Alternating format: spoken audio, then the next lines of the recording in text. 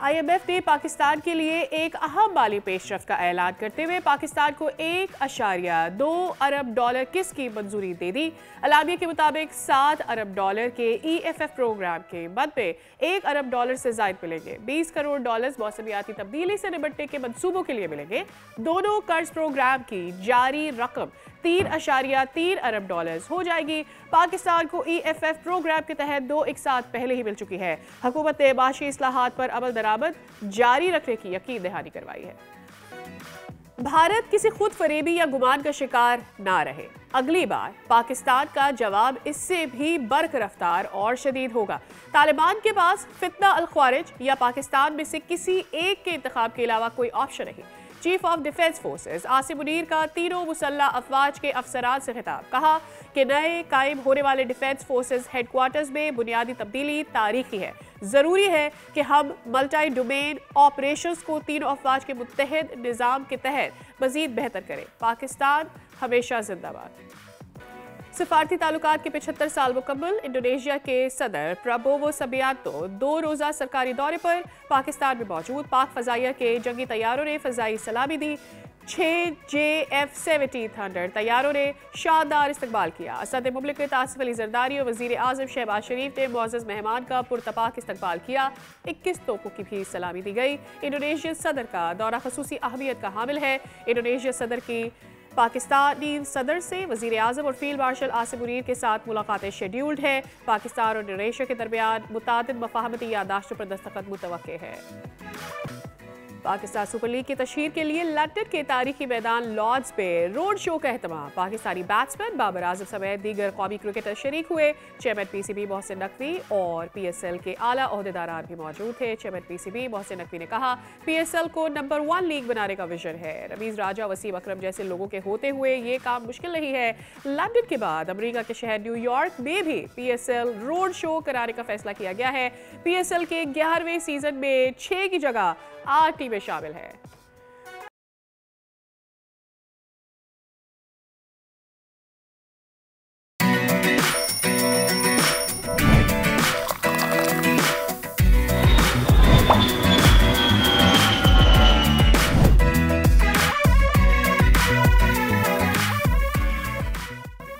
अस्सलाम वालेकुम, खुशामदीद। दुनिया बोल है में आपको कहते हैं खुशामदीद। मैं हूं सादिया सामसन और मैं हूं सैयद फैसल करीम। उम्मीद करते हैं कि आपके दिन का आगाज़ अच्छा और बेहतरीन हुआ होगा। वेल, इससे पहले कि हम अपनी टॉप स्टोरी की जानिब जाएं, जापान में एक बहुत ही हौलनाक वाक़या पेश आया है। जापान का शुमाल मशरक़ी साहिल, यहाँ पे 7.6 शिद्दत का ज़िलज़िला आया है और उसके बाद सुनामी की वार्निंग दी जा रही है। बिल्कुल, साहिली इलाकों में 3 मीटर तक बुलंद लहरों का खदशा जाहिर किया जा रहा है और वहाँ जो रिहायशी है उन्हें फौरी तौर पर महफूज मकामात पर जाने की हिदायत कर दी गई है। ज़लज़ले का मरकज़ अमूरी के साहिल के करीब 50 किलोमीटर गहराई में था और एटमी और सनती तनसीबात की जाँच इस वक्त जारी रखी गई है। जी हाँ, जानी नुकसान की तस्दीक नहीं हुई है।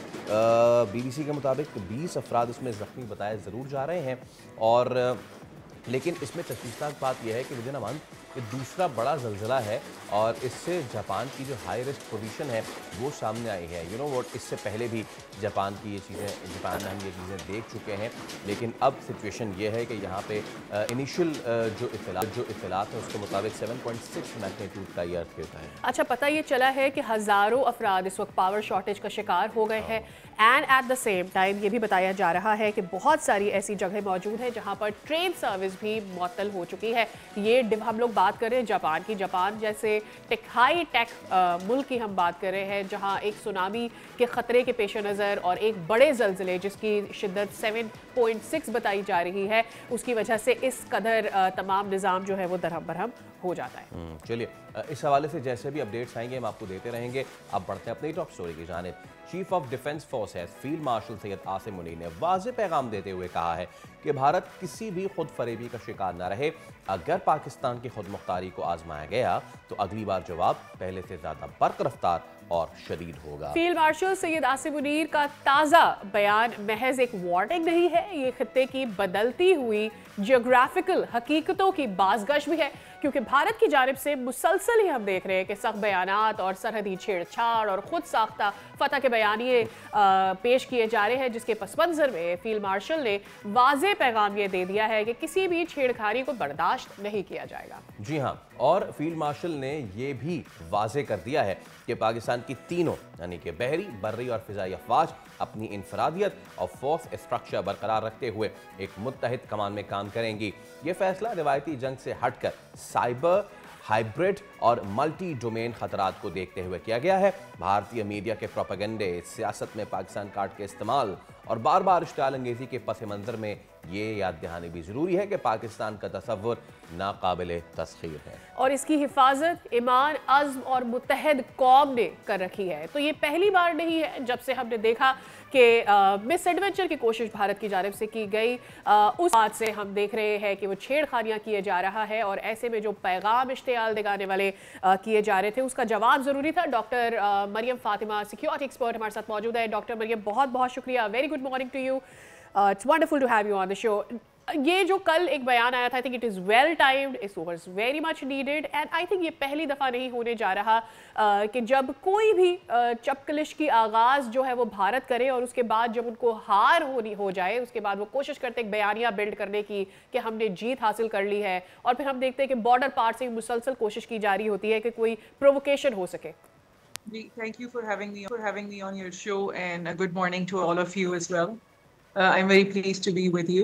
I would like to begin with a few important points. बहुत अहम और बुनियादी बातें सारे जो अभी recent developments हुई हैं कि हर जो war होती है it actually has a few lessons for the military.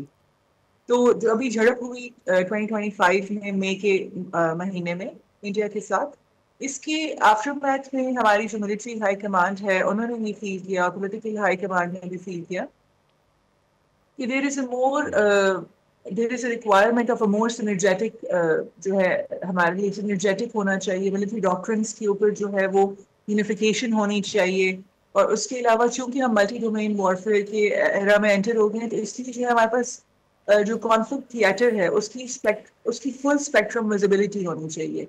अब आप ये देखिए कि अगर मिलिट्री एलीट्स जो डिसीजन मेकर्स हैं अगर वो डिस्कनेक्टेड हैं ऑन ग्राउंड रियलिटी से, जो कि ऑपरेशनल लेवल के ऊपर जो हमारी जो रैंक एंड फाइल में जो ऑफिसर्स ऑपरेशंस कर रहे होते हैं, अगर उनसे डिस्कनेक्ट है तो वो एक जो कंसर्टेड डिसीजन मेकिंग का प्रोसेस है वो उस तरह इवॉल्व नहीं होगा।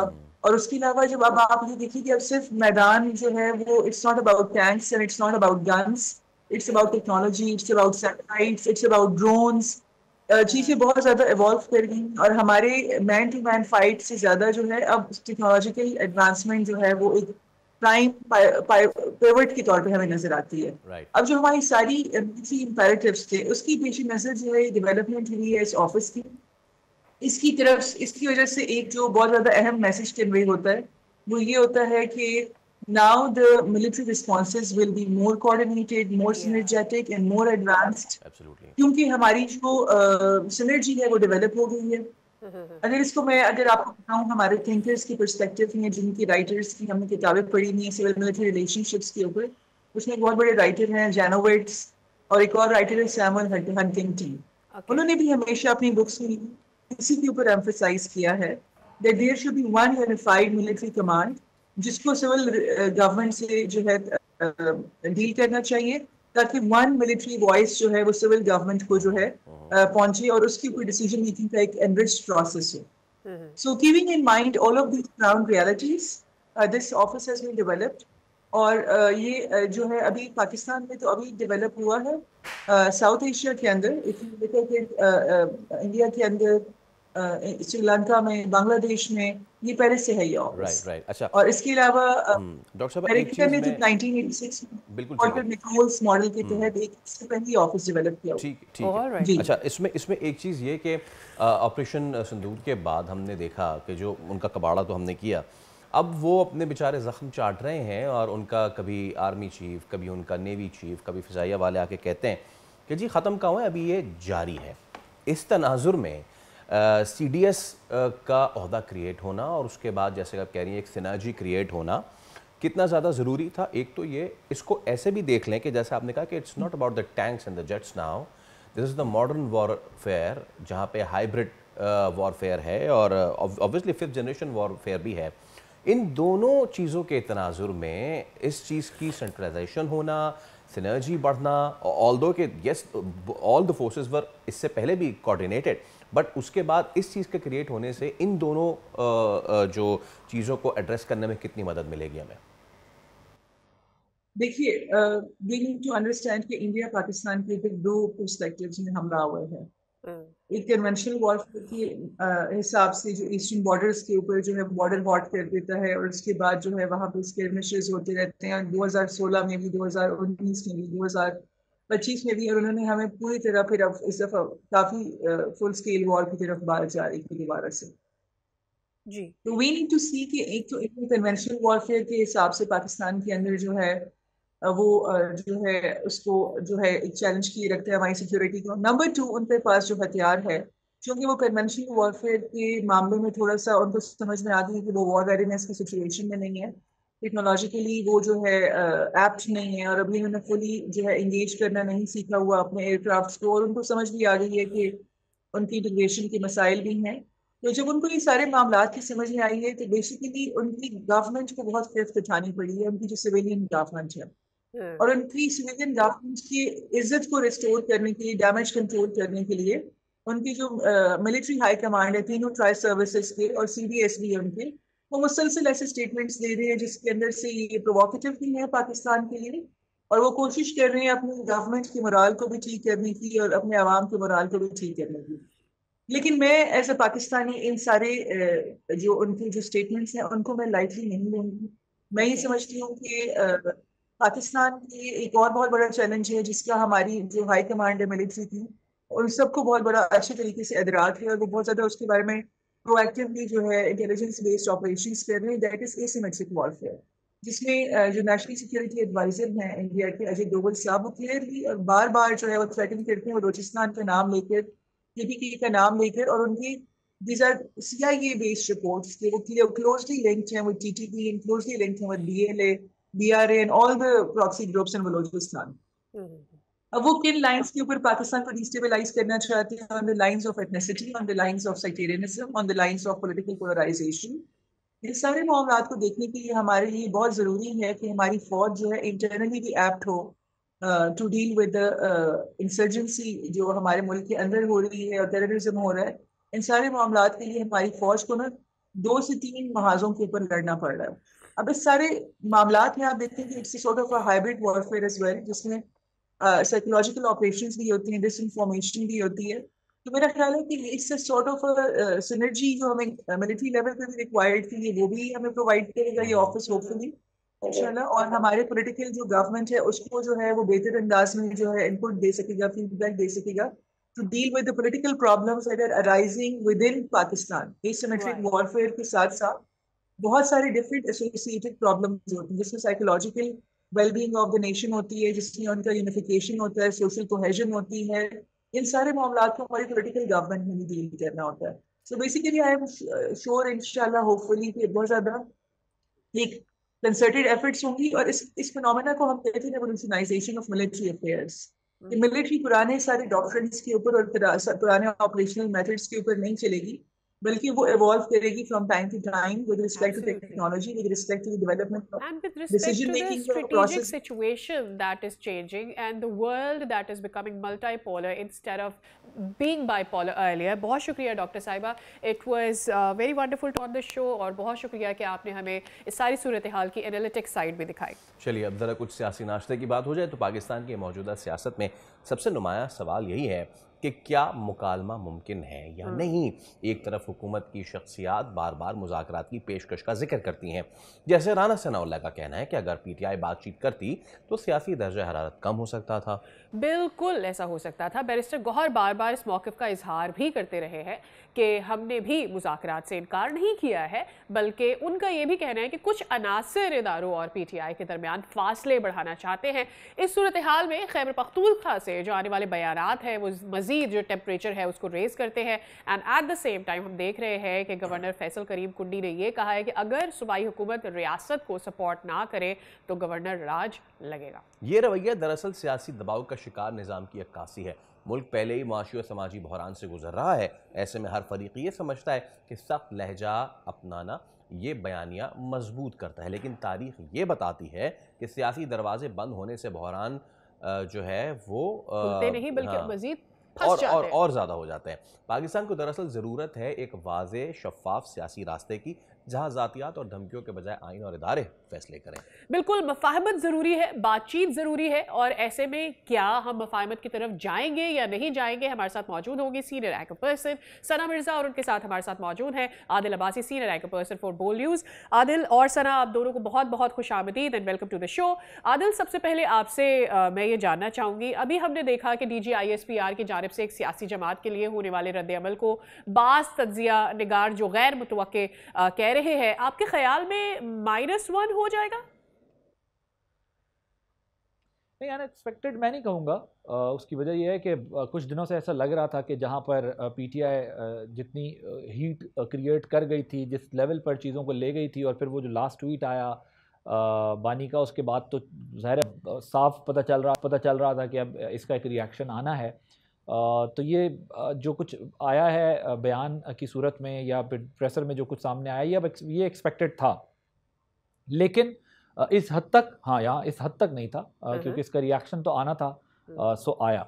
गवर्नर राज का जहाँ तक ताल्लुक है, तो गवर्नर राज बिल्कुल लग सकता है, ये ऑप्शन मौजूद है, ये ऑप्शन किसी भी वक्त एक्सरसाइज किया जा सकता है, लेकिन डिपेंड करता है कि क्या वफाकी हुकूमत ये समझती है कि PTI वहाँ पहुँच गई है जहाँ पर सूबे में डिलीवरी नहीं है, गवर्नेंस नहीं है, गवर्नेंस के गैप्स हैं, प्लस वहाँ पर क्या जो टेररिज्म का इशू है, लॉ एंड ऑर्डर के सीरियस इश्यूज़ हैं, डिलीवरी डेवलपमेंट का इशू है। तो जो बातें हम सुनते हैं वफाकी हुकूमत की जानिब से भी होती हैं, तो क्या गवर्नमेंट इस नतीजे पे पहुंच चुकी है कि वो लगाएगी?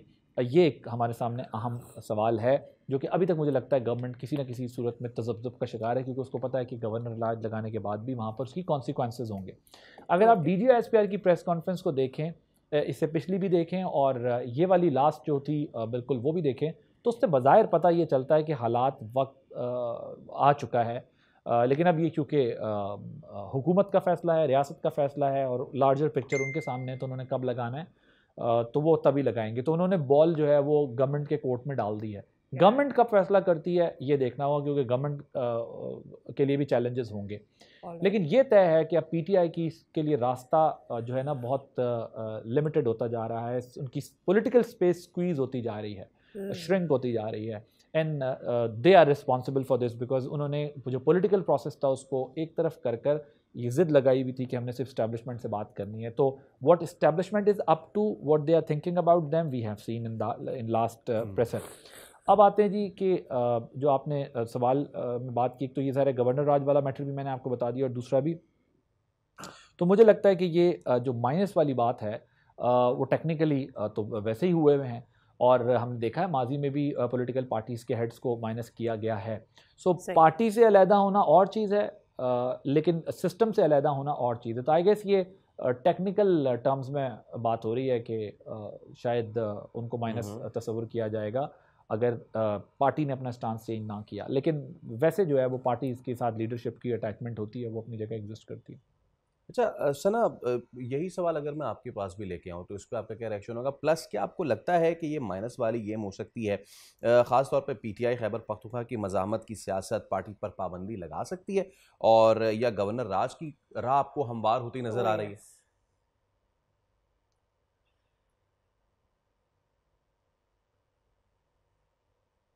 अच्छा, ये बड़ा इंटरेस्टिंग वैसे क्वेश्चन है, क्योंकि इस पहलू के ऊपर इससे पहले या खास तौर पर इस प्रेस कॉन्फ्रेंस से पहले इतना खुलकर बात नहीं की गई। ये बात दुरुस्त है कि ये जो DGISPR की प्रेस ब्रीफिंग थी, जिसकी खुद भी मैं चशमदीद गवाह हुई, उसमें जितना खुलकर PTI के किरदार, सोशल मीडिया पे उसके इन्फ्लुएंस की, और जिस तरीके से रियासत मुखालिफ प्रोपेगेंडा स्प्रेड होता है, उसके ऊपर बात की गई है। माजी में इसकी मिसाल नहीं मिलती।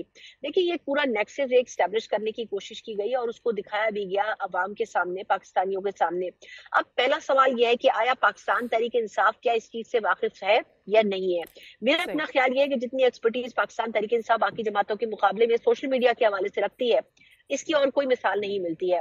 लेकिन ये पूरा एक तरीका कार है, एक विशेष साइकिल है, जिसमें हमने देखा और वो मिसालों के जरिए और सबूतों के जरिए DGISPR ने उस ब्रीफिंग में समझाया था कि किस तरीके से सोशल मीडिया के ऊपर PTI या खान साहब के प्लेटफॉर्म से कोई चीज इनिशिएट की जाती है जो कि पार्टी का नैरेटिव होता है, और फिर पार्टी के जो लोग हैं उस नैरेटिव को पिकअप करते हैं और फिर उसको सोशल मीडिया के ऊपर स्प्रेड किया जाता है। फिर सोशल मीडिया पे जो उनके अपने भी फेक अकाउंट्स हैं या जो रियल फॉलोअर्स हैं वो उस पूरे नैरेटिव को लेके आगे चलते हैं। फिर विद इन नो टाइम हम देखते हैं कि इंडियन डिजिटल मीडिया यानी इंडियन सोशल मीडिया उसको टेकअप करता है और फिर उसकी तशहीर करता है और उसमें जो नेगेटिव एंगलिंग है उसको उजागर करता है, और फिर इवेंचुअली वो इंडियन टेलीविजन मीडिया की तरफ चले जाते हैं और वो IBN, टाइम्स नाउ और इस किस्म के जो दीगर चैनल्स हैं उन चैनल्स के ऊपर उसकी तशहीर की जाती है और वो संगीन सवालात उठाए जाते हैं जो कि पाकिस्तान की रियासत, हुकूमत और इदारों के खिलाफ होते हैं।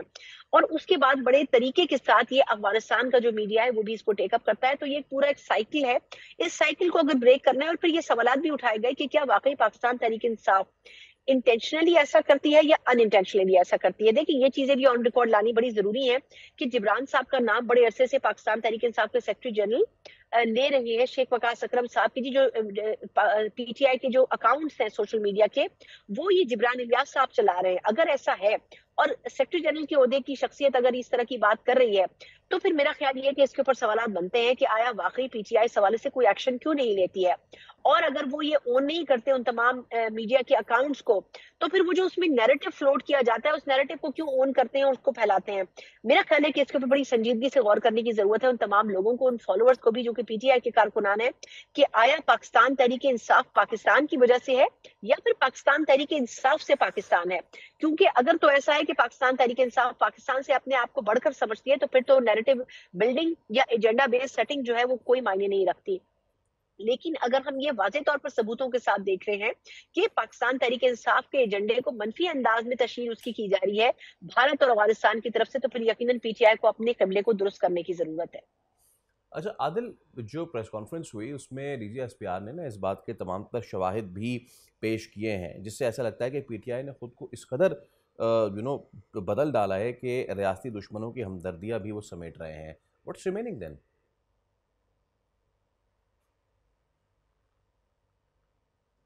जी, मैंने आपको बताया जिस तरह उनकी सोशल मीडिया ब्रिगेड जो करती है, पहले हम देखते रहे हैं कि वो अपने सियासी मुखालफिन के साथ ऐसे करते थे, फिर उन्होंने सहाफ़ियों के साथ ऐसा किया, फिर उसके बाद जो शख्स उनकी पार्टी में उनसे इख्तिलाफ़ करता है उसके साथ जो कुछ वो करते हैं, कोई अलहदा हो जाए तो वो गद्दार है, कोई साथ आ जाए तो वो ईमानदार है।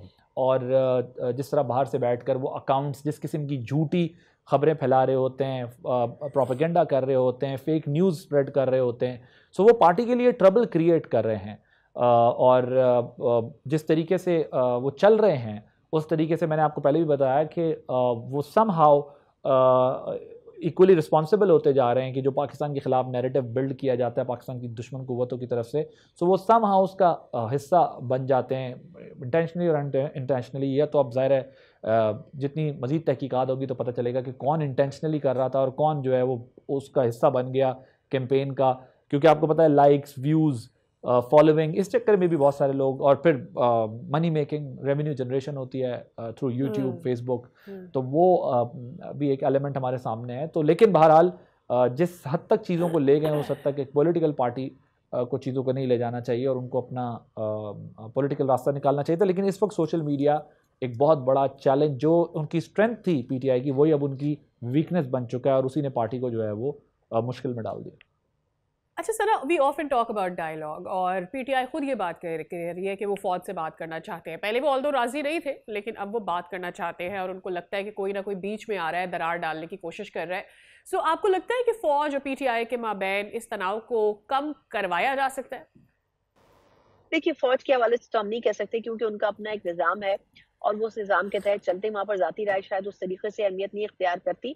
लेकिन अगर पॉलिटिकल बात की जाए तो मेरा ख्याल है कि इस वक्त पाकिस्तान तहरीक इंसाफ में बैरिस्टर गौहर साहब, असद कैसर साहब, ये वो शख्सियात हैं जो कि बड़े अरसे से चाहती नहीं थी कि बातचीत की राह हमवार की जाए। अली मोहम्मद खान साहब, ये वो शख्सियात हैं जिनकी पता नहीं पार्टी में कितनी से हो, लेकिन उसके बावजूद भी इनकी ये ख्वाहिश जरूर रही है। इन्होंने मीडिया पर, सोशल मीडिया पर, टेलीविजन प्रोग्राम्स में, आज भी बैरिस्टर गौहर साहब फरमा रहे थे कि बातचीत होनी चाहिए, लेकिन ये उस वक्त होगा जब ताली दोनों हाथों से बजेगी और हुकूमत के साथ साथ खुद पानी चेयरमैन PTI भी इस बात पर कन्विंस होंगे। अब जो पॉलिटिकल कमेटी डिसॉल्व की गई है PTI की, उसके बाद अब मसला ये है कि सलमान अकरम राजा साहब को जो टास्क दिया गया है वो कमेटी में किस किस्म के लोगों को शामिल करते हैं जो कि पीटीआई के पॉलिटिकल अफेयर्स को देखेगी।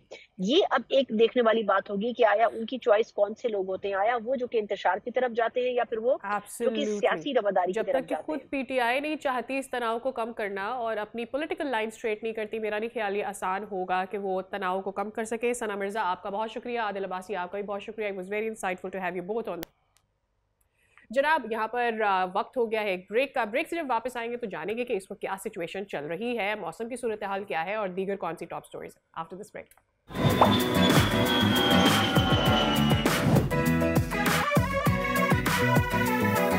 Welcome back. चलिए अब जरा बात कर लेते हैं कि मौसम की क्या सूरत हाल है। मुल्क के बेशतर शहरों में सर्दी का सिलसिला जारी है और मौसम में खुनकी बढ़ रही है। अहम शहरों के दर्जा हरारत की बात करें तो सबसे पहले जिक्र कर लेते हैं कराची का, जहां मतला धुंध आलूद होने के साथ साथ कम से कम टेम्परेचर आपकी टेलीविजन स्क्रीन पर इस वक्त आ रहा है जो कि 11 है और ज़्यादा से ज़्यादा 32 रहने का इम्कान जाहिर किया जा रहा है। वेयर एज अगर कोयटा शहर की बात कर लेते हैं तो यहाँ पर कम से कम टेम्परेचर -1 और ज़्यादा से ज़्यादा 15 तक रहने का इम्कान ज़्यादा जाहिर किया जा रहा है। जबकि पंजाब का अगर रुख करें तो वहाँ पर मतला मुल्तान में अबर आलूद रहने का इम्कान है। मिनिमम टेम्परेचर 9 बताया जा रहा है और ज़्यादा से ज़्यादा 25 को छू सकता है। जबकि लाहौर में मतला जुज़वी तौर पर अबर आलूद रहेगा और शहर में आज कम से कम दर्जा हरारत 8 रहने का इम्कान है और ज़्यादा से ज़्यादा 23 तक जा सकता है। इसके अलावा इस्लामाबाद की बात कर लेते हैं। इस्लामाबाद में भी धुंध आलूद सूरत हाल नज़र आ रही है और यहाँ पर कम से कम दर्जा हरारत 7 और ज़्यादा से ज़्यादा 23 रहने का इम्कान है। And at the same time अगर पेशावर की बात करते हैं तो यहाँ भी पूरे मुल्क की तरह मतलब जो है वो धुंध आलूद है और कम से कम टेम्परेचर 7 और ज़्यादा से ज़्यादा 23 रहने का इम्कान है। फैसलाबाद के टेम्परेचर का भी जिक्र कर लेते हैं जो मिनिमम 9 को टच कर सकता है और ज़्यादा से ज़्यादा 24 की तरफ जा सकता है। And at the same time अगर हम DI खान की बात करते हैं तो DI खान का टेम्परेचर मिनिमम 7 और ज़्यादा से ज़्यादा 25 रहने का इम्कान है। गवादर का 18 और ज़्यादा से ज़्यादा 31 रहने का इम्कान है। और मरी का जो टेम्परेचर है वो आपकी टेलीविज़न स्क्रीन पर आ रहा है इस वक्त, जहां कम से कम दर्जा हरारत 6 और ज़्यादा से ज़्यादा 14 को टच कर सकता है। तो वो लोग जो कि मरी जाना चाहते हैं, it's the right time, because अभी वहाँ पे बर्फबारी शुरू नहीं हुई है। जबकि मुजफ्फराबाद में धुंध आलूद इस वक्त मतला रहेगा और कम से कम टेम्परेचर 9 और ज़्यादा से ज़्यादा 25 रहने का इम्कान है। और बाकी जो सिटीज़ हैं उनका टेम्परेचर आपकी टेलीविज़न स्क्रीन पर आ रहा है। तो चलिए चलते हैं फैसल के पास वापस मेन स्टूडियोज़ की जानिब। तो सादिया ने तो मौसम बताया है। अब सिचुएशन ये है कि मुल्क के बालाई इलाकों में सिचुएशन है कि हल्की फुल्की बर्फबारी तो वहाँ हो रही है, बट यहाँ कराची में सिचुएशन जो है वो अभी तक ये है कि मौसम अभी तक सर्द नहीं है। यू नो, इन पैचेस आप सुबह निकलिए आपको सर्दी मिलेगी, दोपहर में फिर गर्मी मिल जाएगी। तो इन टोटालिटी यहाँ पे वो सिचुएशन नहीं है। ये क्या पैटर्न शो कर रहा है?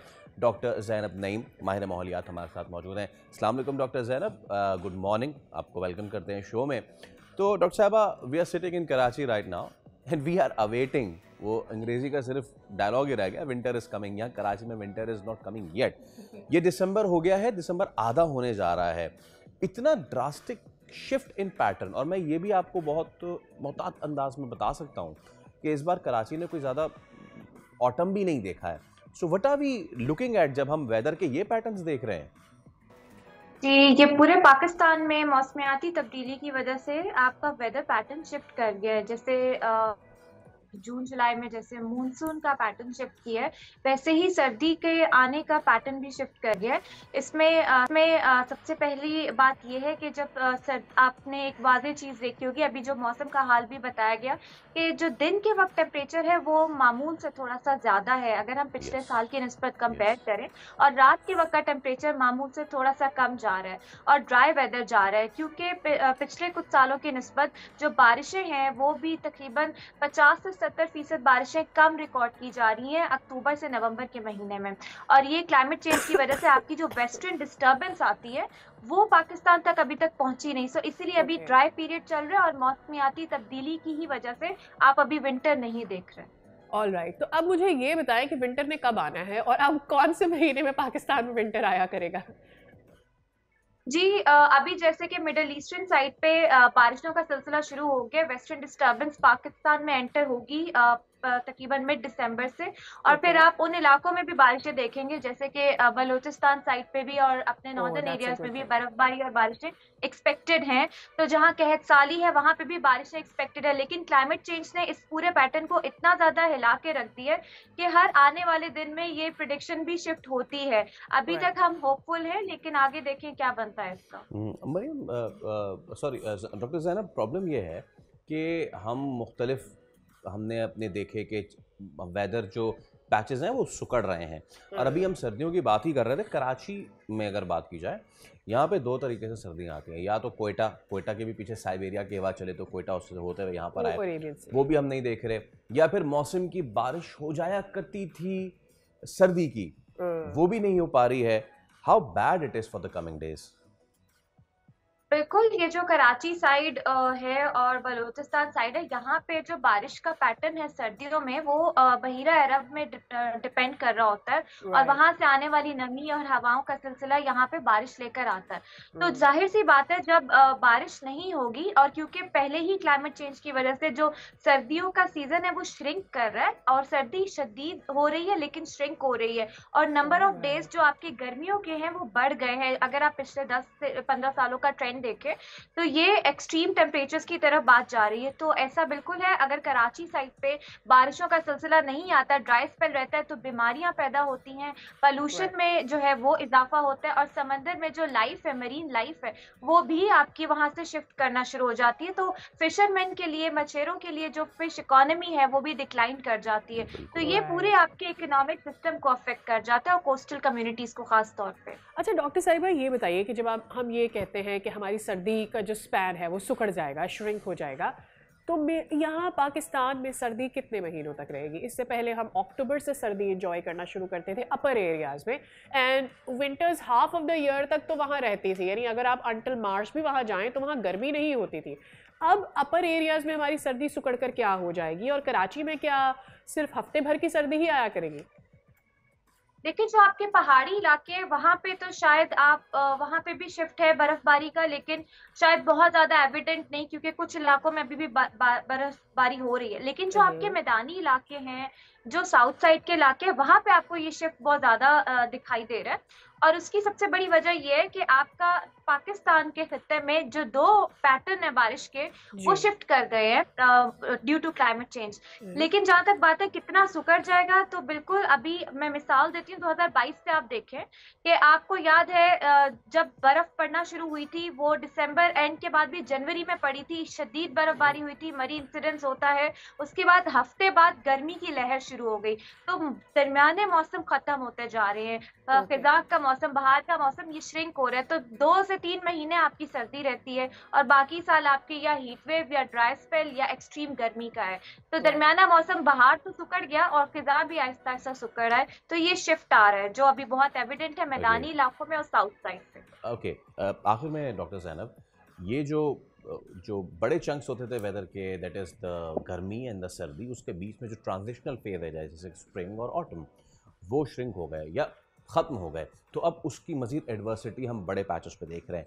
What is the solution to it? I mean, this is not a case के जहाँ पे बारिश नहीं हो रही तो क्लाउड सीडिंग कर दो तो बारिश हो जाए।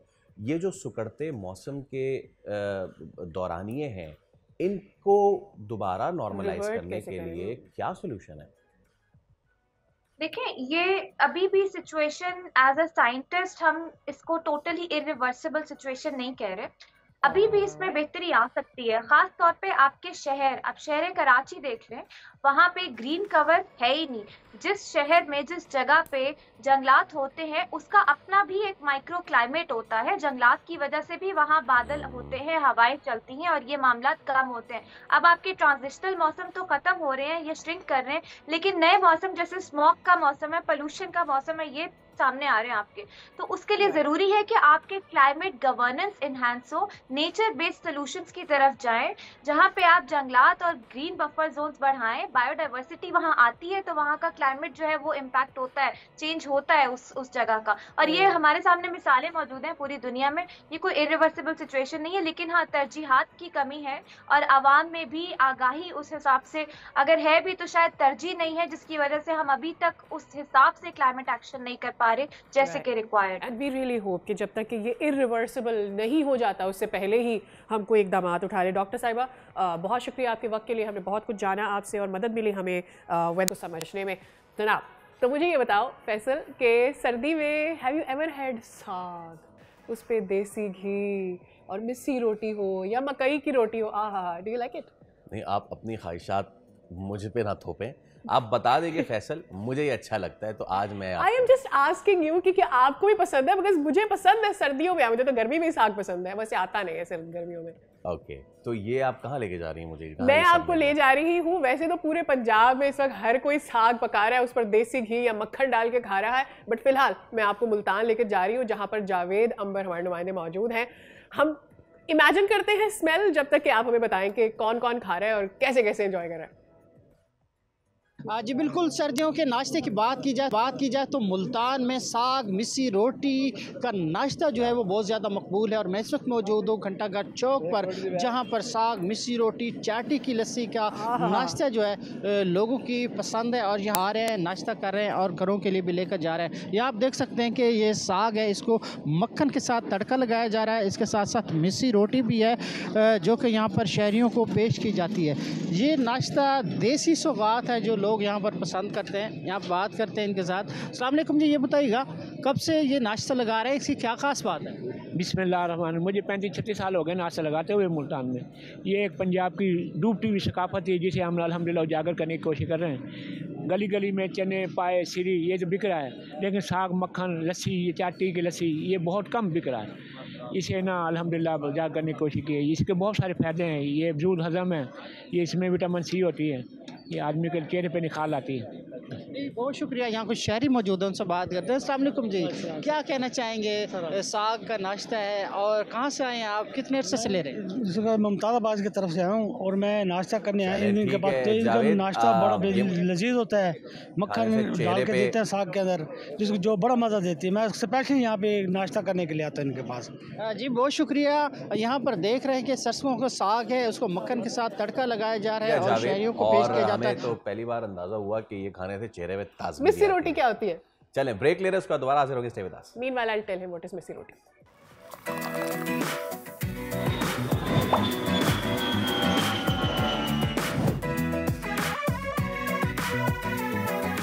एक बार फिर आपको कहेंगे खुशामदीद। इंडोनेशिया के सदर 2 रोज़ा दौरे पर पाकिस्तान पहुंचे हैं। ये पाकिस्तान का उनका पहला दौरा है और इस बार की आमद की खास अहमियत है क्योंकि 2025 में दोनों ममालिक के दरमियान सिफारती ताल्लुकात को 75 साल मुकम्मल हो चुके हैं। दौरे का मकसद सिर्फ रवायती मुलाकात नहीं है बल्कि एक वसी और मुस्तकबिल साज एजेंडा तय करना है जिसमें तिजारत, सरमायाकारी, दिफा, इंफॉर्मेशन टेक्नोलॉजी, तालीम और सेहत समेत कई शोबों में 2 तरफा ताउन को फ़रोग देना शामिल है। इस दौरे के दौरान मुतवक्किल है कि दोनों ममालिक मुताबिक मफाहमती याददाश्तों और माहिदों पर दस्तखत करेंगे। ख़ास तौर पर दिफाई सनत, तिजारत और सरमायाकारी में बाहमी शराकत बढ़ाने के लिए नए फ्रेमवर्क तय होंगे। इस अहम दौरे पर हम बात कर लेते हैं। हमारे साथ मौजूद हैं साबिक सफ़ीर जौहर सलीम साहब। जौहर साहब अस्सलाम वालेकुम और बहुत शुक्रिया आपके वक्त के लिए। सर, कितने अहमियत का ये हामिल है दौरा? पहले तो आप ज़रा बताइए दोनों ममालिक के तनाजुर में, और फिर नेक्स्ट अगर आप बताना चाहें, इसे में कंटिन्यू करना चाहें जो इस वक्त रिसेंट मामलात गाज़ा वाले भी चल रहे हैं and stabilization force and all, उसके तनाजुर में भी। जी बिल्कुल, एक बहुत अहम दौरा है इसलिए कि इंडोनेशिया जो है वर्ल्ड का या मुस्लिम दुनिया का सबसे बड़ा मुल्क है आबादी के हिसाब से, और पाकिस्तान दूसरा बड़ा मुल्क है। सो दोनों के दरमियान मुशावरत, और देखेंगे जिसे आपने कहा बिल्कुल 2018 के बाद ये पहला मौका है कि इंडोनेशिया के प्रेसिडेंट पाकिस्तान आ रहे हैं और प्रेसिडेंट प्रबोव सबियांतो जो हैं वो उनकी ख्वाहिश है और पाकिस्तान की भी जाहिर है, बिल्कुल पाकिस्तान रेसिप्रोकेट करता है कि जो ताल्लुकात हैं दोनों मुल्कों के दरमियान उनको जो बहुत सारी शोबजात जिनका आपने जिक्र भी किया, बेशक वो दिफा है, ट्रेड इन्वेस्टमेंट है, एजुकेशन है, कल्चर है, IT है, बहुत से जो है उसमें बढ़ाया जाए। फिर दोनों मुल्कों के दरमियान जो एक ट्रेड है वो भी खासी सिग्निफिकेंट है, कोई $3.5 बिलियन की ट्रेड है, $3.5 अरब की ट्रेड है दोनों मुल्कों के दरमियान, और दो कि उसका तवाज़ुन ज़्यादा जो इंडोनेशिया के हक में है, लेकिन वो उसको भी मतवाज़न करने की दोनों मुल्कों की ख्वाहिश है।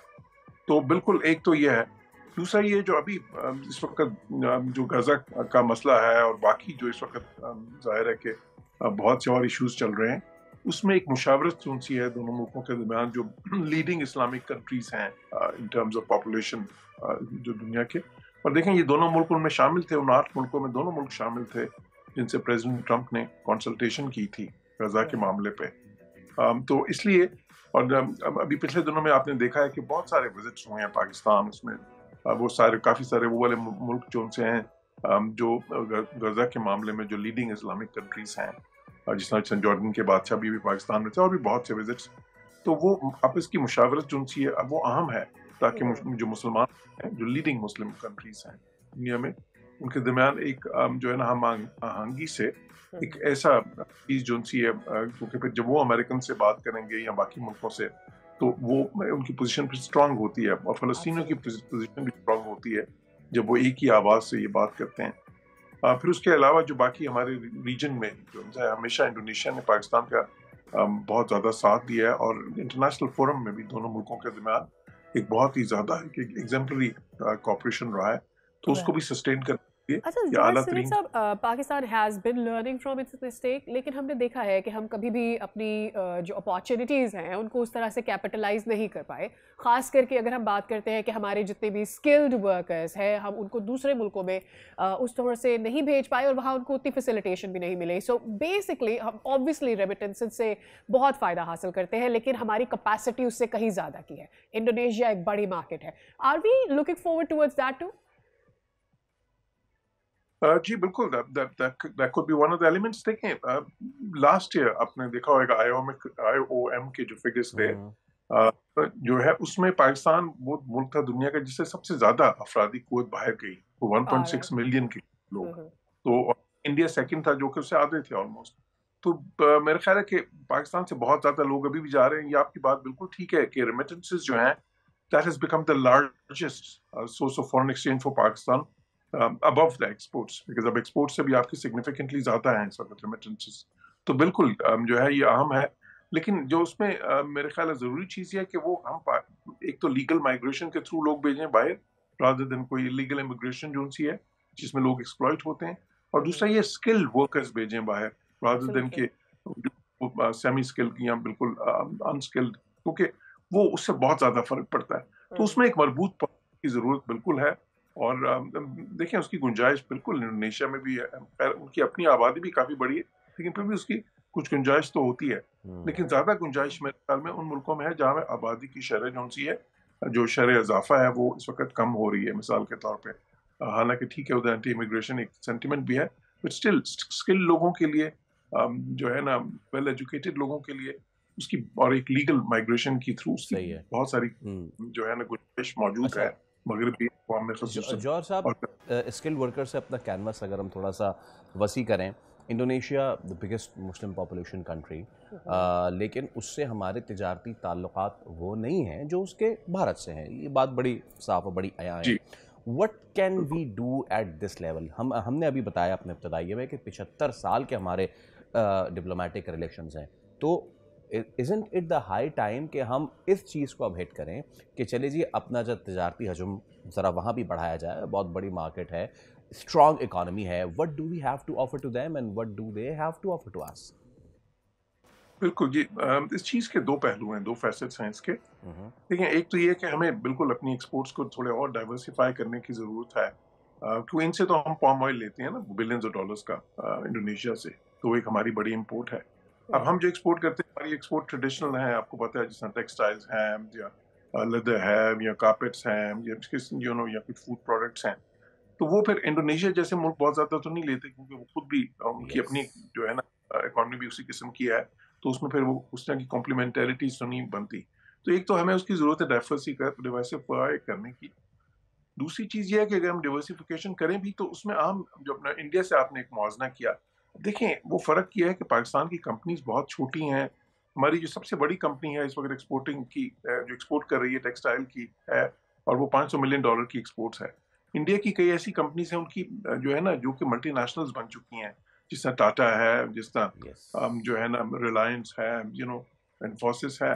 तो वो उनकी जो एक्सपोर्ट्स जो है $50 बिलियन से $100 बिलियन तक इसकी एक्सपोर्ट एक कंपनी कर लेती है, यू नो। तो इसलिए जब तक हमारी कंपनी जरा बड़ी नहीं होती, क्योंकि देखें इंटरनेशनल ट्रेड जो है ना, वो 2/3 ऑफ इंटरनेशनल ट्रेड मल्टीनेशनल्स के बीच में होती है। अब हमारी तो एक भी मल्टीनेशनल नहीं है उस लेवल की, तो हम उस ट्रेड में तो हम है ही नहीं दुनिया में कहीं। तो इसलिए अगर हमने उसमें आना है तो हमें अपने इस तरह के एनेबलिंग एनवायरनमेंट बनाना पड़ेगा कि जिससे हमारी कंपनीज ग्रो करें और फिर उनके पास वो रिसोर्सेज हों कि वो डाइवर्सिफाई करें। अभी तो वो सिर्फ फोकस ही कहाँ करती हैं एक्सपोर्ट के लिए, बेसिकली यूरोप और अमेरिका, यूरोप और नॉर्थ अमेरिका। लेकिन वो देखें उनको अफ्रीका में, साउथ ईस्ट एशिया में, ईस्ट एशिया में, जो है ना लैटिन अमेरिका में, इन सारी लेकिन वो तभी कर सकेंगी अगर वो ग्रो करके थोड़ी बड़ी होंगी, ताकि उनके पास वो थोड़ा रिस्क एपेटाइट होगा, क्वालिटी कंट्रोल्स होंगे, मार्केटिंग नेटवर्क्स उनके बड़े होंगे, टेक्नोलॉजी ज़्यादा उनकी सोफिस्टिकेटेड होगी। तो उसमें एक जो है ना, ये एक लॉन्ग टर्म अप्रोच हमें लेनी पड़ेगी और एक बड़ी मजबूत जो है ना कॉम्प्रिहेंसिव पॉलिसी जो है उसके तहत ही आगे बढ़ना होगा, वरना कोई इसमें there is no quick solution to that. All right, बहुत शुक्रिया जौहर साहब, it was very insightful to have you on the show and I am sure ये दौरा पाकिस्तान की फ़ायदेमंद साबित होगा। आज एक बड़ा आइकॉनिक डे है पाकिस्तान की तारीख में। पाकिस्तान की बहरी तारीख की बात की जाए तो उससे भी ज़्यादा पाक बहरिया की जानिब से हंगोर डे मनाया जा रहा है। ये दिन जुर्रत, बहादुरी, पेशा वराना महारत की एक यादगार मिसाल है। 71 की जंग में आबदोज हंगोर ने भारत के जहाज़ कुकरी को समंदर बुर्द किया और जंगी जहाज़ करपान को मफलूज करके तारीख रकम कर दी। ये दिन हमें याद दिलाता है कि पेशा वराना, लगन और महारत से हर मुश्किल का मुकाबला किया जा सकता है। आज 54वें हंगोर डे के मौके पर नेवल चीफ एडमिरल ने कहा है कि पाक बहरिया की सबमरीन सर्विस हमेशा मुल्क के दिफा में सीना सपर रहेगी और ये दिन बहादुरी, इस्तकामत और जज्बे की याद दिलाता है। हम भी सबमरीन फोर्स के रोशन मुस्तकबिल के लिए दुआगो हैं और आज के दिन को पाकिस्तान की बहरी तारीख का रोशन बाप के तौर पे हम याद करते हैं। और आज ही के दिन की सिग्निफिकेंस और वो जो सब कुछ हुआ उसको ज़रा इस नई जनरेशन के सामने भी लाने के लिए we have got today from Pakistan navy captain Tanvir Alam साहब। कैप्टन साहब अस्सलाम वालेकुम। सबसे पहले तो thank you so much for your time. और हंगोर डे बहुत ही अहमियत का हामिल दिन। हमने कुछ अपने इब्तदाई में बताया कि किस तरीके से हीरोइक्स करते हुए एक जहाज़ को मारा, एक जहाज़ को मफलूज कर दिया। थोड़ा सा आप हमें बताएं what happened on that day और कितना ज़बरदस्त था हमारी हंगोर सबमरीन के लिए ये चीज़ अचीव करना। Thank you very much for inviting me on the show. बिल्कुल जिस तरह आपने कहा कि ये एक इंतहाई अहमियत का हामिल दिन है और हम हर साल 9 दिसंबर को मनाते हैं हंगोर डे के तौर पर। 1971 में जब हंगोर अपनी डिप्लॉयमेंट पे थी और ऑलरेडी वो दुश्मन के पानियों में मौजूद थी और दुश्मन जंग की शिद्दत को बढ़ा रहा था, लेकिन उसे शायद ये अंदाज़ा नहीं था कि समंदर में एक सबमरीन उसकी ताक में बैठी हुई है। और उससे पहले उसने कराची पे 2 हमले कर लिए थे और वो तीसरी की प्लानिंग कर रहा था। और इसी दौरान ये जो शिप्स थे INS कुकरी और किरपान, ये ASW फ्रिगेट्स थे, यानी कि स्पेशली हंगोर को डिटेक्ट करने के लिए उस एरिया में डिप्लॉयड थे। अच्छा। लेकिन सबमरीन को डिटेक्ट करना इतना आसान नहीं होता और उन्हीं के पानियों में वो शिप्स जिन्होंने सबमरीन को डिटेक्ट करना था, सबमरीन ने उन्हीं को डिटेक्ट करके और एक शिप डबो दिया और दूसरे को मफलूज करके रख लिया। राइट। हम रिसेंट में मारका हक से ले रहे होते हैं और बुरनान मरसूस से ले रहे होते हैं और हम ये जानते हैं कि आज की जनरेशन ने इसी से सीखा है, इसी से समझा है कि हम बेशक इंडिया से साइज़ में बहुत ज़्यादा छोटे हैं, इकॉनमी में हम उनसे छोटे हो सकते हैं, लेकिन जज्बे में हम उनसे छोटे नहीं हैं। और मेरे ख्याल में जैसे कहते हैं ना कि आपको प्रिसाइजली अटैक करना होता है, उसमें भी हमने एक दफ़ा फिर से प्रूव किया ये वाक़या। और अगर हम 1971 से आज तक आते हैं, how much have we achieve versus India, how much have we gone far to let them know that we may be smaller in size than you but we are definitely better than you. देखिए 1971 में जो submarine हमारे पास थी, definitely वो technological wise आजकल की जो submarines अभी हमारे पास हैं या हमारे पास जो अभी फर्दर चाइना से जो आने वाली हैं, तो इनमें बहुत ज़्यादा एक डिफरेंस है। जो भी टेक्नोलॉजिकली हम बहुत एडवांस हो गए। एंड जो एक चीज़ जिसमें फ़र्क नहीं आया 1971 में जो हमारे पास था और आज भी है, वो है हमारा जज्बा। जज्बा ईमानी, और उसी से इन्फ्लुएंस लेते हुए हम जो है किसी भी जारियत का मुकाबला करने के लिए तैयार हैं। और इससे मैं एक और बात आपको बताता चलूँ, आपने भी जिक्र किया ऑपरेशन बुनियान मरसूस, तो सबमरीन फ़ोर्स को एक खामोश कुव्वत कहा जाता है। खामोश लेकिन फ़ैसला कुन। खामोश इन द सेंस कि चूँकि ये पानियों के नीचे होती है और जनरली किसी को नहीं अंदाज़ा होता है कि कब डिप्लॉय होगी, कहाँ पे ये भी उस वक्त मौजूद है, बट ये एक फ़ैसला कुन कुव्वत है। और जो कि हमने बुनियान मरसूस, ऑपरेशन बुनियान मरसूस में भी देखा कि जो सबमरीन्स की डिप्लॉयमेंट थी उन्हीं ने मजबूर किया इंडियन नेवी को कि वो कोई भी वेंचर आउट ना कर सकें हमारे पानियों की तरफ, और उनको हमने एट बे रखा। और इसीलिए हमने उनकी तरफ से कोई ऐसी एक्टिविटी नहीं देखी समंदर में। INS कुकरी को जिस वक्त तबाह किया गया, उस वक्त क्या असरात पड़े थे on the maritime affairs, regional maritime affairs? दुनिया ने उसको इस सारे मामले को उस वक्त कैसे परसीव किया था? बिल्कुल, ये एक इंतहाई इम्पॉर्टेंट सवाल है, बिकॉज़ उस वक्त जैसे मैंने पहले ही बताया कि जंग बड़ी शिद्दत से चल रही थी और इंडिया के पे दर पे हमले थे, कुछ मुख्तलिफ महाज उसने हमारे ख़िलाफ़ खोले हुए थे। तो INS कुकरी जब हमने डुबो दिया, तो एक तो ये दूसरी जंग अज़ीम के बाद पहली बार ऐसा हुआ था कि किसी सबमरीन ने एनिमी का शिप डुबोया हो। And for that matter till now किसी भी कन्वेंशनल सबमरीन की तरफ से एक successful hit, that is the only one till now by conventional submarine, जो कि हमारी हंगोर सबमरीन ने INS कुकरी को डुबोया था। तो उसने जंग का पांसा इस तरह पलट दिया कि वो दोबारा हमारे पानियों में ना आ सका, और जो उसका कराची पे सब्सिक्वेंट जो अटैक्स के प्लान थे वो सारे भी खाक में मिल गए। अच्छा, हम ये जानते हैं कि कंपैरिजन बात करते हैं इंडिया वर्सेस पाकिस्तान, जब पार्टीशन हुआ इंडिया के पास ऑलरेडी बहुत सारे वसाइल मौजूद थे। इट वाज अस जिन्हें स्ट्रगल करना था, सारी चीज़ें नई से करना था, अपने लिए इकॉनमी क्रिएट करनी थी, and we obviously got less from all that partition. जब कुकरी को हमने तबाह किया, जब आज भी हम हंगोर डे मनाते, दैट हंगोर इंसिडेंट ये कितना मुश्किल था हमारे लिए, इकोनॉमिकली स्पीकिंग, टेक्निकली स्पीकिंग, और उस वक्त उस जीत के मायने क्या थे for the world and for Pakistan? Exactly देखें, जब पार्टीशन हुआ, जैसे आपने कहा कि उस वक्त वसाइल हमारे पास बहुत कम थे, और बहुत सारी एफ़र्ट्स करके और काफ़ी सारा पैसा मुल्क व कौम का बचा के हमने ये सबमरीन्स ख़रीदी फ़्रांस से।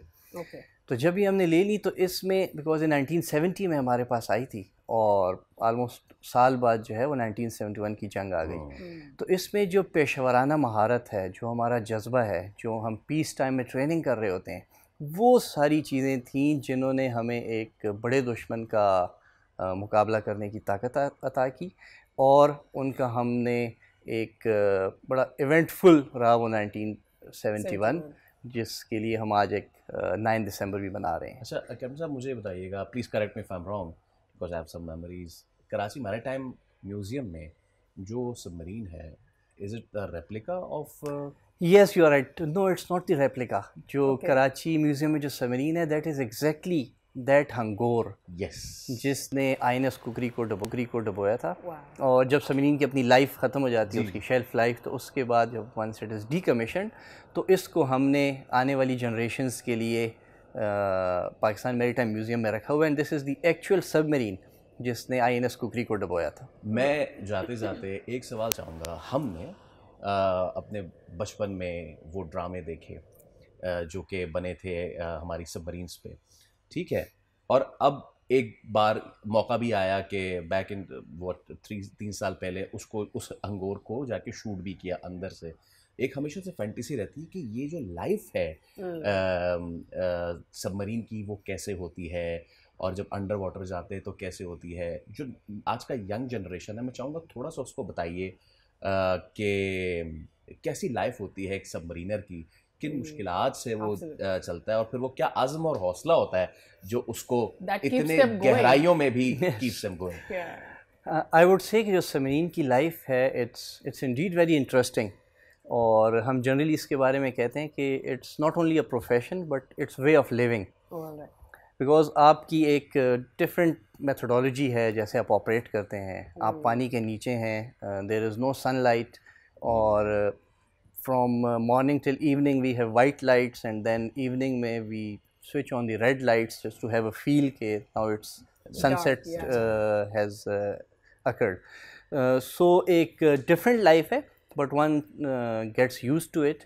और चूँकि हम मुल्क के दिफा के लिए मामूर हैं, तो हर वक्त हमारे जहन में यही सारी बात चल रही होती है कि हमने इस मुल्क का दिफा करना है, और पानियों में हम हमेशा सरगर्म रहते हैं इसको अचीव करने के लिए। एब्सोल्युटली। बहुत शुक्रिया captain Tanveer, it was a pleasure sir having you on the show. और जाते जाते सिर्फ मैं इतना कहना चाहूँगा कि एक बार INS कुकरी था, और अगर इस बार शरारत की तो इस बार INS विक्रांत होगा।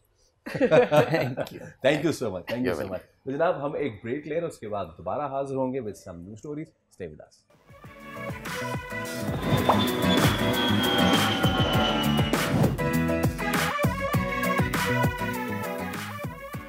एक बार फिर आपको कहेंगे खुशामदीद। 9 दिसंबर करप्शन के खात्मे के आलमी दिन के तौर पर मनाया जाता है, और इस मौके पर सदर ममलिकत आसिफ अली जरदारी का भी अहम पैगाम सामने आया है। उनका कहना है कि बदउनवानी के ख़िलाफ़ जद्दोजहद पूरी कौम की मुश्तरका ज़िम्मेदारी है, और उन्होंने ये भी कहा कि बदउनवानी इदारों को कमज़ोर और अवाम का एतमाद मुतासर करती है।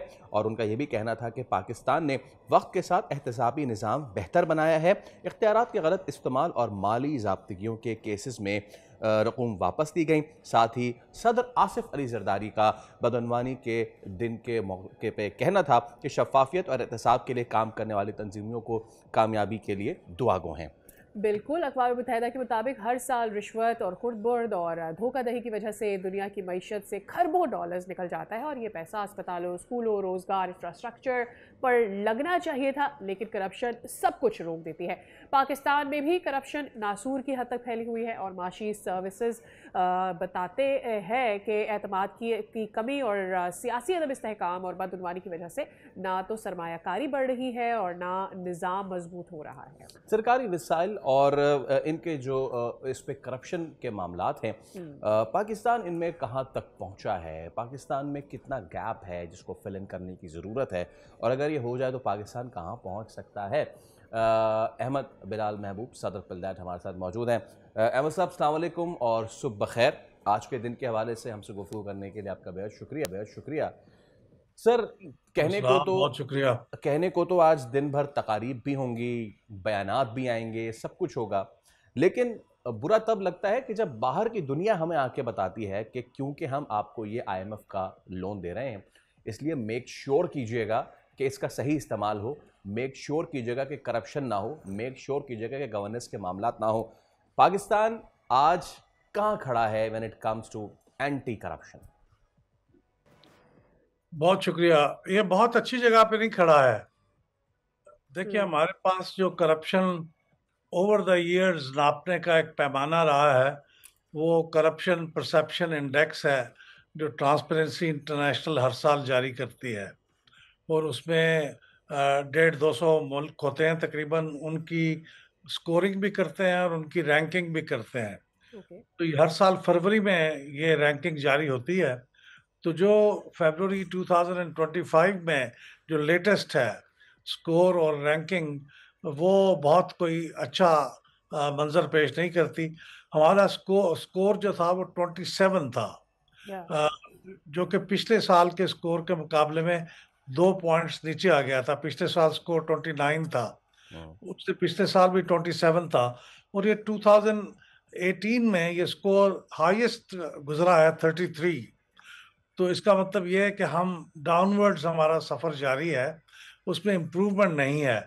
बावजूद इसके कि सदर ममलकत ने फरमाया है कि हमने बहुत से इक़दाम किए हैं, लेकिन जो नेट रिज़ल्ट है वो कुछ अच्छा नहीं है। इस तरह दुनिया के अंदर जो हमारी रैंकिंग है, यानी दुनिया के तकरीबन 180 मुल्कों का उन्होंने रैंकिंग की है, तो उसमें हम 135 पे हैं, और ये भी 2 पॉइंट्स हम नीचे आए हैं। इससे पहले हम 133 पे थे, तो अभी 135 पे आ गए हैं। तो इसका मतलब है कि हमारा स्कोर और हमारी रैंकिंग दोनों नीचे की तरफ जा रही हैं। फिर आपने बिल्कुल राइटली पॉइंट आउट किया कि ये जो रिपोर्ट हाल ही में IMF ने मुरतब की है, governance and corruption diagnostic assessment, ये कोई कहानी अच्छी नहीं सुनाती है। और इसने बहुत तफसील के साथ उन एरियाज में जाके बात की है जहां हमारी करप्शन के बहुत से, और उन्होंने ये भी बात की है कि इससे हमारी जो दाखिली तरक्की है, हमारी इक्तिसादी तरक्की है, वो कितनी बढ़ सकती है अगर हम करप्शन पे काबू पा लें। ये सारी बात 6.5% हमें जीडीपी कॉस्ट करती है ये करप्शन। अहमद साहब, जी हाँ। मुझे ये बताइएगा कौन से सेक्टर्स ऐसे हैं जहां पर सबसे ज़्यादा करप्शन होती है? Have we been able to identify that as yet? देखिए, बार बार जो चीज़ हमें बताती है कि कहाँ करप्शन होती है, वो रेवेन्यू कलेक्शन के मामलात हैं। उसके ऊपर बार बार ये इशारा किया जाता है कि रेवेन्यू कलेक्शन के अंदर बहुत करप्शन होती है, उसके नतीजे में पैसे भी पूरे इकट्ठे नहीं होते, और वो जो लोग कलेक्ट करने वाले हैं, और बार बार कोशिश की जाती है कि उनके इख्तियारात को महदूद किया जाए, उनके डिस्क्रेशनरी पावर्स ना हो, उनके साथ ह्यूमन कांटेक्ट कम से कम हो। लेकिन ये area continues to be the one of the major areas जहाँ पे करप्शन होती है, जहाँ पे रेगुलेशंस बनाए जाते हैं इकानमी से मुतल्लिक। अगरचे IMF की रिपोर्ट ये कहती है कि ये निस्बतन बेहतर रेगुलेटेड डिपार्टमेंट्स हैं। फिर वहाँ पे जहाँ हमारी रेगुलेशंस चलती हैं, जहाँ पे हमारे जैसे security and exchange commission of Pakistan है, जहाँ पे पॉलिसियाँ बनती हैं, जैसे एनर्जी के सेक्टर के बारे में पॉलिसियाँ बनी, तो हमने बहुत से लोगों को इंडिपेंडेंट पावर प्लांट्स बनाने दिए। तो उस किस्म की जो पॉलिसी फार्मूलेशन के इदारे हैं, वहाँ पे भी बड़ी ह्यूज लेवल पे करप्शन होती है। और फिर जहाँ पे आप लोगों को कुछ फ़ायदे पहुँचाते हैं, इसके अंदर भी जिक्र है इस रिपोर्ट के अंदर कि कुछ ऐसे ताकतवर हमारे इदारे हैं जिनको ख़ास तौर पे एग्जेम्पशंस दी जाती हैं, तो वो भी करप्शन के ज़ैल में आता है। तो इस तरह से यूँ समझिए कि हमारी तो पूरी माशरे के अंदर ये इदारे हैं जहाँ पे करप्शन ये रेवेन्यू कलेक्शन की जो हम बात कर रहे हैं, is it the gap like के इदारों को, यानी रेवेन्यू टैक्स पे करने वालों को एतमाद नहीं है इदारों पर, और ये गठजोड़ है जिसकी वजह से मिलकर करप्शन हो रही है? देखिए, बड़ी सिंपल सी बात है कि आप जिस आदमी ने टैक्स अदा करना है 1000 रुपये, उसे आप कहते हैं कि आप 500 रुपये टैक्स अदा कर दें और 300 रुपये मुझे दे दें, तो बस आपका मामला ठीक है। तो इसलिए से हुकूमत की किटी के अंदर भी टैक्स नहीं पहुंचता, और जो टैक्स कलेक्शन है ओवरऑल वो बहुत सफ़र करती है, और करप्शन भी बहुत होती है। तो जहाँ जहाँ किसी आदमी के पास फ़ायदा पहुंचाने या नुकसान पहुंचाने के इख्तियारात हैं, वो उस निस्बत से वो करप्शन करता है। और ये हमारे तकरीबन इदारे, पुलिस भी हमारे यहाँ एक इदारा है जिसको सबसे ज़्यादा लोग इंडिकेट करते हैं कि इसके अंदर बहुत करप्शन है। अभी हाल ही में आपने जो नेशनल साइबर क्राइम का जो इदारा बना था, उसके अंदर जो करप्शन के केसेस आए हैं उसको भी आप देख लें, तो वो भी बहुत शर्मनाक हैं। वो भी पुलिस के लोग हैं जो वहाँ पे गए हुए हैं, और पुलिस की स्पेशल ब्रांच की रिपोर्ट है उसके बारे में जो हमें बताती है कि कित पाए की करप्शन हो रही है वहाँ पे। जी अहमद साहब, फिर आज के दिन के मुनासबत से इस मामले का हल क्या है? ऑब्वियसली सालों की बीमारी एक दिन में दूर नहीं होगी, और ट्यूमर तो बैंडेड से बिल्कुल भी हल नहीं होगा, बट कैसे इसको हल किया जाए? जैसे कि आपने पुलिस के महकमे का जिक्र किया, उनकी तरफ से, लोअर कार्डर की तरफ से ये उज़र पेश किया जाता है कि इतनी महंगाई हो चुकी है और तनख्वाहें हमारी वहीं की वहीं हैं, तो पूरा कैसे करें? तो ये जो उज़र पेश किया जाता है, पूरा कैसे करें, उसके लिए ये करके और उसको किसी तरीके से पूरा किया जाता है। ये तो मैंने छोटी बात बताई, पोस्टिंग ट्रांसफर्स में, और सिर्फ नॉट इन पुलिस, जितने भी महकमे हैं वहाँ पे ये सारी कार्रवाई हो रही होती है। What is the solution to it? देखिए, ये वजह है कि इन्फ्लेशन जितनी हुई है हमारे पिछले 2-3 सालों में, उसकी वजह से हमारे लोगों की जो आमदनी है वो उसके साथ it's not keeping pace with that. लेकिन ये तो एक रीसेंट फिनोमेना है ना। लेकिन ये तो करप्शन का फिनोमेना तो मुस्तकिल चल रहा है, और जो बहुत हाईली पेड लोग हैं जिनकी तनख्वाहें बहुत आला ओहदों के ऊपर वो फायज हैं, और उनको कम से कम ये बहाना तो बिल्कुल भी उनके लिए मुनासिब नहीं है और रेलेवेंट नहीं है कि उनकी आमदनी कम है। वो बहुत आमदनी है उनकी, इसके बावजूद वो जहां उनका बस चलता है वो करप्शन कर गुजरते हैं। मेरे ख्याल में ये दोनों बातें सही हैं। जहां वसाइल बहुत कम है लोगों के, खासतौर पर पुलिस डिपार्टमेंट में, उसको बढ़ाने की ज़रूरत है। लेकिन जो अकाउंटेबिलिटी का निज़ाम है वो बिल्कुल नाकिस है, वो बज़ाते खुद ये काम नहीं कर पाता। तो अकाउंटेबिलिटी के निज़ाम को, और उसमें एक अहम बात यह है कि जो हुकूमतें चल रही होती हैं, अगर वो कंटिन्यूटी के साथ काम करती रहें, उनको ये डर होता है कि अगले इलेक्शन में लोग उनसे जवाब तलब करेंगे, तो वो कुछ थोड़ा सा चीज़ों को कंट्रोल करना चाहते हैं। लेकिन हमारे यहाँ चूंकि कंटिन्यूटी नहीं रहती और अगली गवर्नमेंट को जो चलता किया जाता है वो पॉपुलैरिटी की बुनियाद पे कम और दूसरी कुछ वजूहत की बिना पे ज़्यादा होता है। तो कंटिन्यूटी रखें हुकूमतों की, तो शायद उससे भी करप्शन के अंदर कमी होने का इम्कान है। ठीक है, बहुत शुक्रिया अहमद साहब, इट वाज वंडरफुल टू। चलिए जी, एक ब्रेक लेते हैं, लेकिन ब्रेक पे जाने से पहले आपको ये बता दें कि ब्रेक के बाद हमारे साथ होंगे पाकिस्तान की शान बॉक्सर मोहम्मद वसीम देवदास।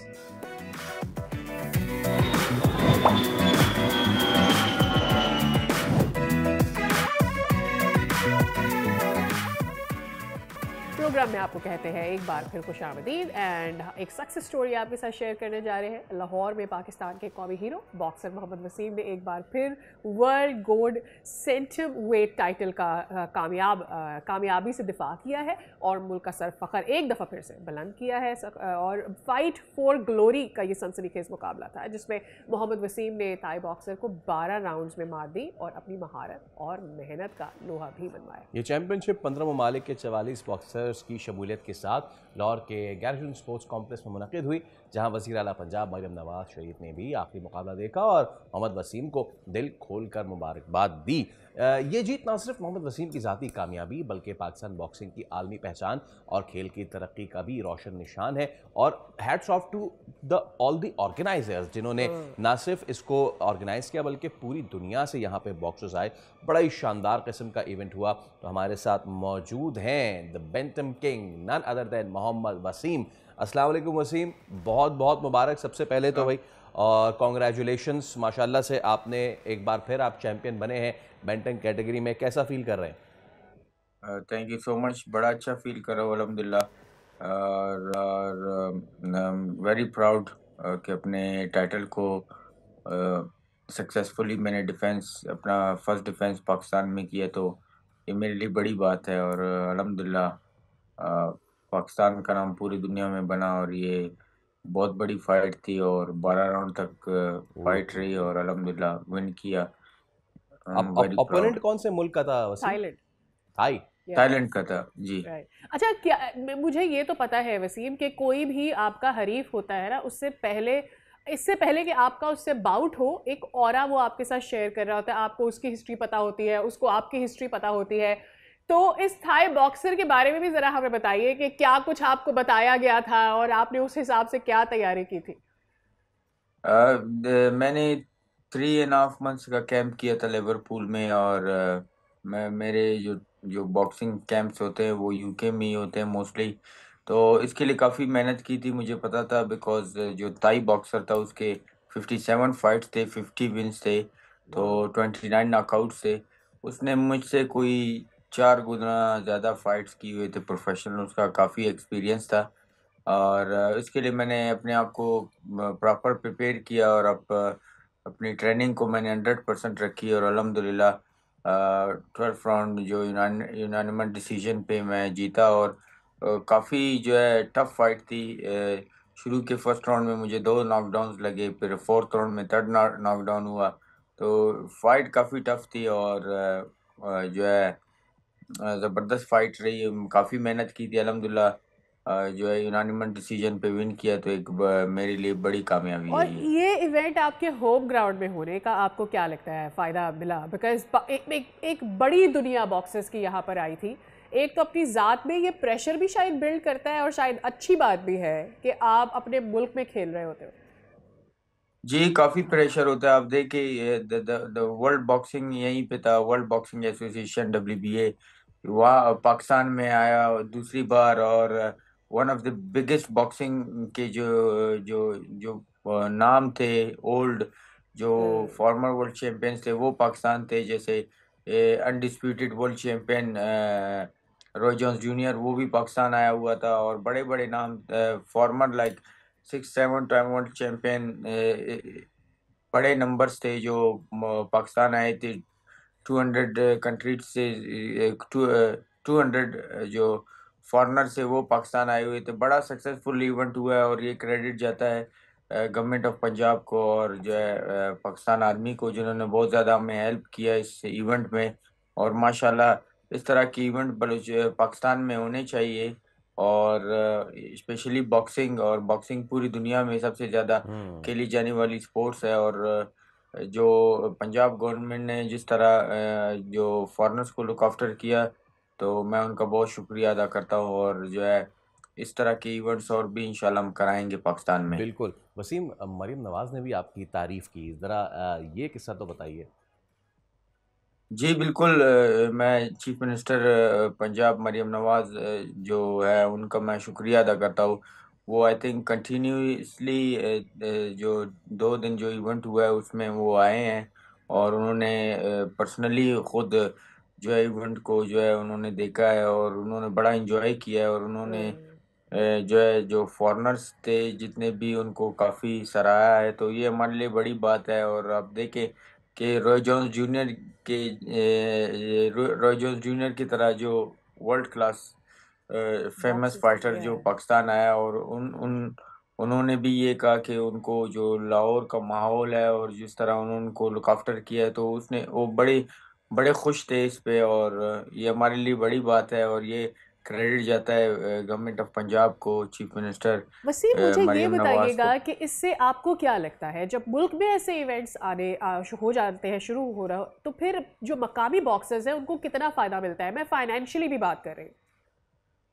देखिए बहुत फ़ायदा होता है। आप देखिए कि वर्ल्ड क्लास जो फाइट्स होते हैं, जिस तरह अब ये पाकिस्तान में जिस तरह ये सेकंड इंटरनेशनल बॉक्सिंग टूर्नामेंट है। इससे पहले मैंने वर्ल्ड टाइटल कोयटा में पहली दफ़ा जीता और ये सेकंड इंटरनेशनल जो चैम्पियनशिप हुई है, इससे पूरी दुनिया की जो बॉक्सिंग है वो पाकिस्तान, उनकी नज़रें पाकिस्तान में। वो ये चाहते हैं कि वो दोबारा यहाँ पे, जैसे वर्ल्ड बॉक्सिंग काउंसिल है, वर्ल्ड बॉक्सिंग एसोसिएशन है, इंटरनेशनल बॉक्सिंग फेडरेशन है, वर्ल्ड बॉक्सिंग ऑर्गेनाइजेशन है, वो सब यहाँ पे आना चाहते हैं और यहाँ पर जो है बॉक्सिंग कराना चाहते हैं। और बॉक्सिंग एक बहुत बड़ा स्पोर्ट है। और ये पाकिस्तान जैसे कुछ दिन पहले सऊदी में बहुत बड़ा इवेंट हुआ था 22 दिसंबर को, जो 4 वर्ल्ड टाइटल हुए थे। तो पाकिस्तान में 2 वर्ल्ड टाइटल हुए। तो ये इसी तरह जो सेंट्रल एशिया है, यहाँ पे बॉक्सिंग बढ़ रहा है और हम चाहते हैं कि पाकिस्तान जो है जो मैन बॉक्सिंग है वो यहाँ पर जो है हम बॉक्सिंग को प्रॉपर लेके आए, ताकि बॉक्सिंग यहीं से जो है वर्ल्ड बॉक्सिंग एसोसिएशन के थ्रू यहाँ से जो है मैनेज हो और एशिया में हम बॉक्सिंग को बिल्कुल ग्रो करें, जिस तरह हमने ये इवेंट किया है इस तरह जो जितने है ज़्यादा इंशाल्लाह इंटरनेशनल हमारी प्लेयर्स कोशिश को है। हम होस्ट करेंगे, उतना ज़्यादा यहाँ पर फाइनेंशियली ये फ्लरिश करेगा गेम। खासतौर पे हम बॉक्सर की बात करते हैं, बहुत सारे बॉक्सर यहाँ से बाहर जाते हैं लेकिन उतना मुआवजा नहीं हासिल कर पाते, उतना फेम भी हासिल नहीं कर पाते। मोहम्मद वसीम, बहुत बहुत शुक्रिया और एक दफ़ा फिर से बहुत बहुत मुबारकबाद आपकी जीत के ऊपर। Thank you. चलें जी, अब आपसे इजाज़त लेते हैं, मुलाकात होगी कल। तब तक रखिए अपना ख्याल। अल्लाह